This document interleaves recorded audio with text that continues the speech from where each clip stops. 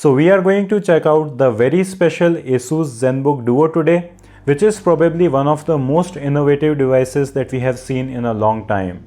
And while on the first look, it may look like another one of those cool concept devices that you actually cannot use for daily use, the usability and practicality of it is surprisingly good, and we are going to see what the reasons for that are. Hey guys, I am Siddharth and this is Asus Zenbook Duo UX481F review.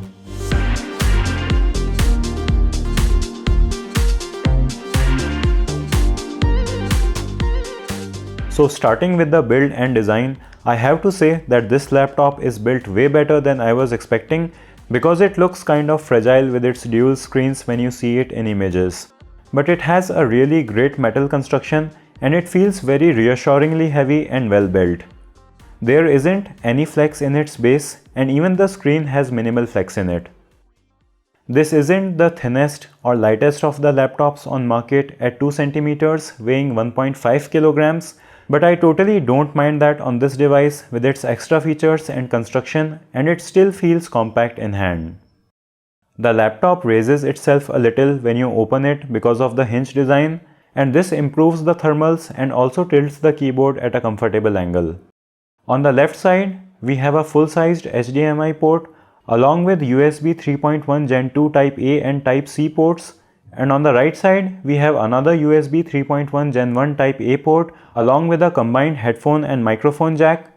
And then we have a micro SD card slot, so you definitely won't have to permanently attach a dongle to this to make it usable like MacBooks. We have a 1080p 14-inch IPS panel as the primary display, which has really thin bezels, and this has a really good primary display. The colors are very accurate and properly saturated, which isn't a surprise as it is color calibrated by Pantone, and it also gets pretty bright. The blacks are surprisingly deep, the matte coating on it is very effective, the viewing angles are also really good, and Full HD looks pretty sharp on a 14-inch screen. The second display is also as wide as the 14-inch panel, but here we have a 1920 by 515 resolution. This display is also pretty good, but you are always looking at it from an angle, so it doesn't look its best, even though it also has very good viewing angles. The second display has been really well implemented on this, and Asus has done a really great job in executing this concept on their first try.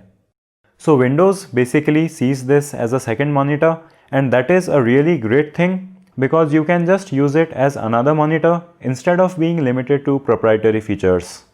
With a single tap, you can enable or disable it, and with another dedicated button, you can also make the opened windows switch screens, which makes it much easier than needing to drag them with mouse. You do get a pen with this model because the second display on this model is a touchscreen, and while it would have been really great to have a touchscreen on the primary display too, like the more expensive models in the Zenbook Duo lineup, the touchscreen experience limited to the second display can also be very useful. You can use it to write with pen or even use the touchscreen on the second display to scroll web pages, and Asus has also added some extra features which let you make better use of it. So you can extend any panel to both these screens easily and can easily send any window to the second screen, and this makes making use of the second screen much easier. The other features that they have added are also great, and being able to add a number pad or handwriting input are some of the really great and practical uses of this second display. And this can even be used to sketch things or make graphics in apps like Photoshop or Illustrator. This display is controlled individually, so you have to use its own menu to control its brightness and some other settings. By the way, make sure that you are subscribed to the channel with bell icon so you don't miss out on future videos that will be even cooler than this one. One missed opportunity with the second display is that Asus could have used it as a really big mousepad when you are not using it as a screen. But there may have been hardware limitations for a functionality like this, and something like this should be possible with software. The thing that can make buying this laptop a confusing decision is the keyboard layout, because until you try it, you won't know if this unique layout is practical and comfortable enough for daily use. Because the touchpad is also in an unconventional position with an unusual shape. This setup is quite different from other laptops, But on a table, it's really not an issue as you are still able to type comfortably on it. So if you put it on any surface, there aren't any downsides to this layout. But on your lap, using it is a different experience. So to be able to type comfortably on it, you have to keep it a little further away from yourself so that your hands are at a proper distance and you don't have proper support for your palms, so you have to make some adjustments. You can get used to it quickly and it is usable, but it's not as easy to use in your lap as a regular laptop. But the keys on it are really good. There is good travel in them and they are also backlit, which is nice.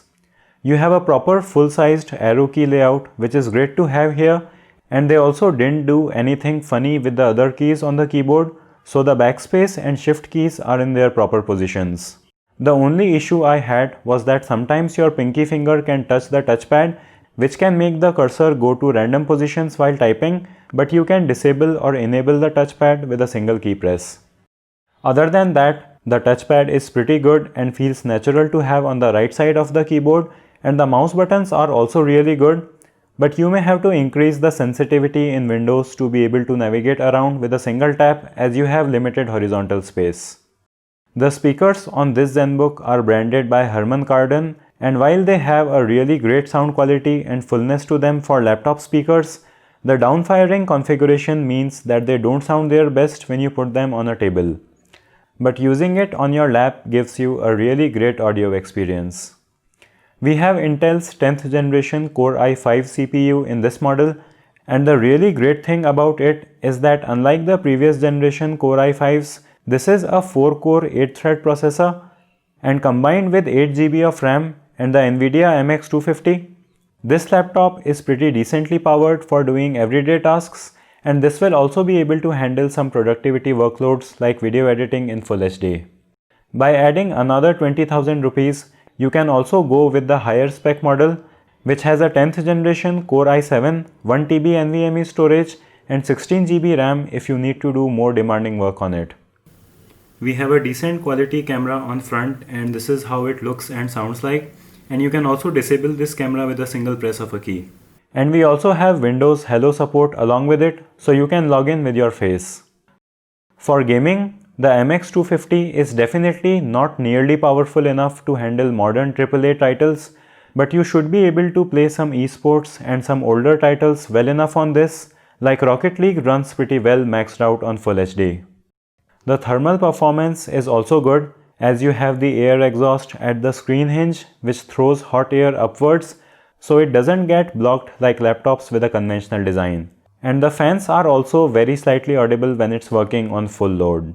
There is some throttling when using synthetic stress tests, but for everyday tasks, you are not going to be facing issues. The 0.5 TB of NVMe SSD also makes sure that you are getting super fast app launching and boot times, and the horsepower of other components we have on board really gives it a very responsive and lag-free experience. And it's really great to have powerful enough specs in addition to the extra features without having a crazy high price point. Battery life is going to depend a lot on what you are doing, but with its 71 Wh battery, you should be able to make it to 7 or 8 hours with typical usage, but for long intensive workloads, you may want to plug in the charger provided in the box, where you will also find this nice carrying sleeve that Asus has packed in.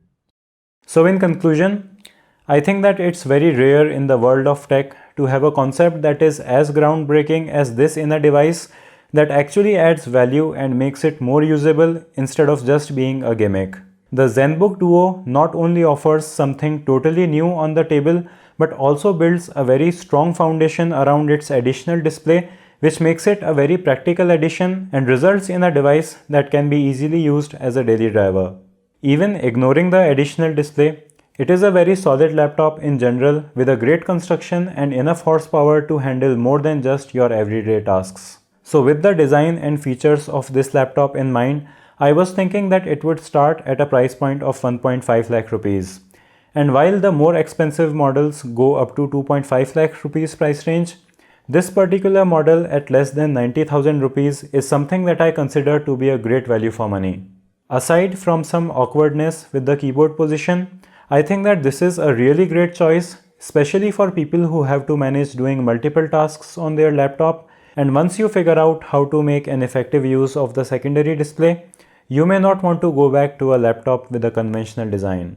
So let me know what you think about this dual screen laptop in the comment section below, and I'll also have links in the video description so you can buy it or check the current prices.